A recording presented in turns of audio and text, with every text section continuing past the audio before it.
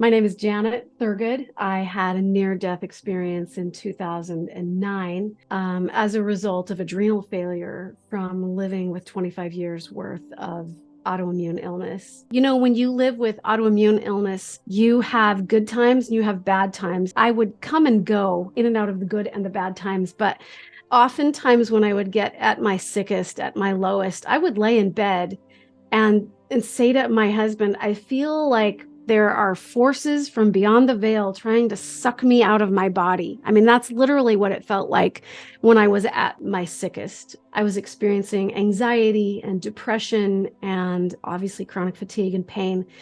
And it was really difficult to wend my way through life. I ended up having 6 children. I ran a full-time cleaning company out of my home. I was busy with involvement in my church. And as a result of that, I think that it really taxed my physical body, my adrenal glands. You know, they can only handle so much of that kind of stress. So in one of my opportunities to start to get my health back and start to get better, I sold my cleaning company. I put the kids back in school and started just focusing on self-care.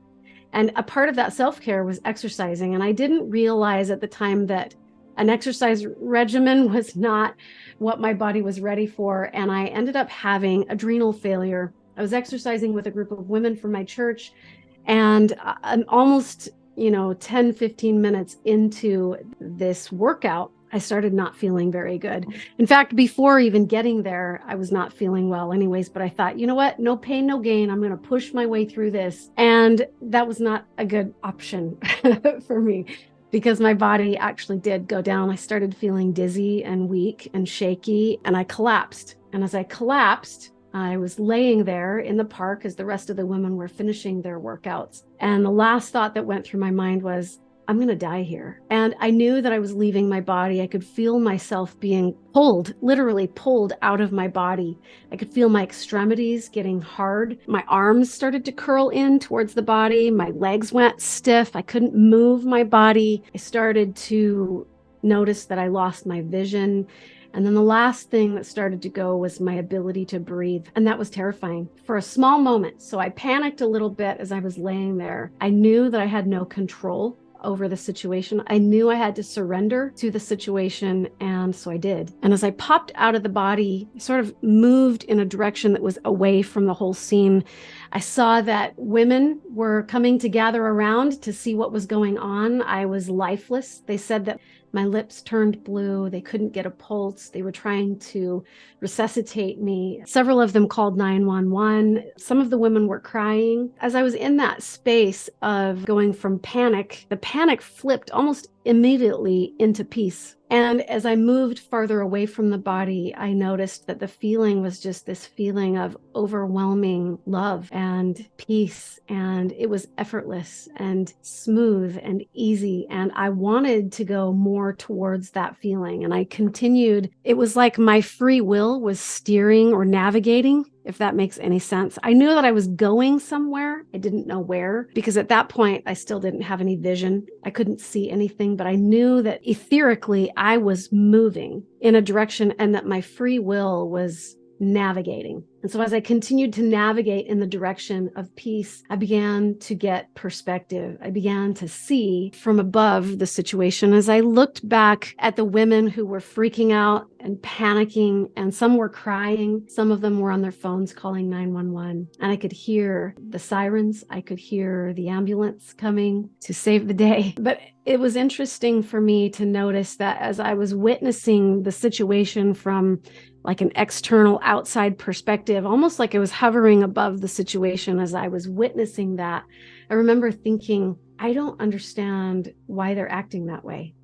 Everybody was so stressed out and they were freaking out. Some people were crying. They were panicking. One woman was slapping my face, trying to get me to revive, trying to get me to breathe again. And she was saying, come on, Janet, you got to breathe. And they were calling to me, come back, come back. And I remember thinking, like, I was in such a peaceful place. I was not having the same kind of experience that they were having.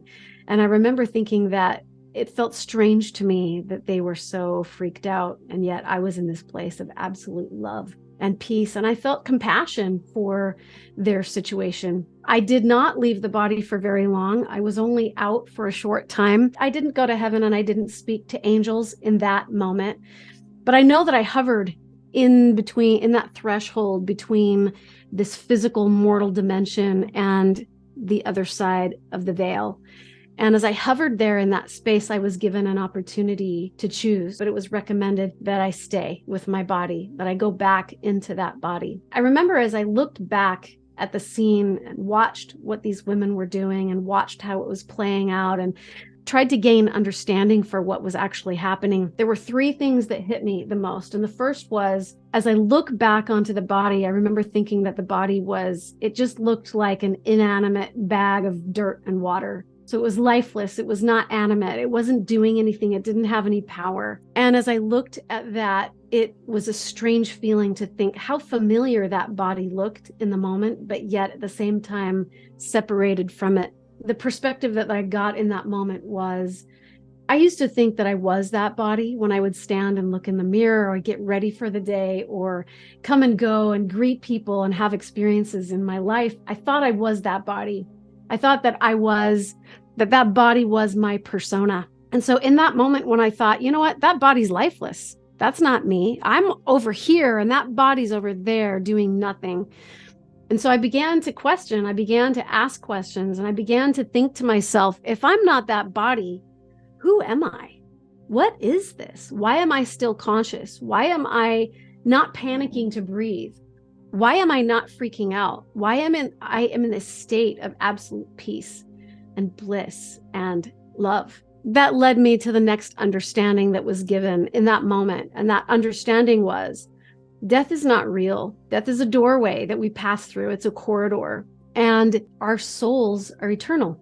There are aspects of you, there are aspects of me that are conscious, eternal identities. And that was a pivotal moment for me that I still to this day have not forgotten, that learning that there is a part of you that is the same yesterday, today, and forever, that is always conscious, that is always going to be there, that will never die, that will never run out of time, that will never have anything taken from it, because that part of you is everything. That part of you is all of the love that you think you're seeking in this world. You are all of that. And so in that moment of having perspective downloaded into my consciousness, into my soul, I recognized that there is nothing that can threaten an immortal, eternal being, nothing. And so that ended my bout with depression and anxiety in that moment. The third thing that I think that I recognized and realized in that moment, that short, brief time of popping out of the body,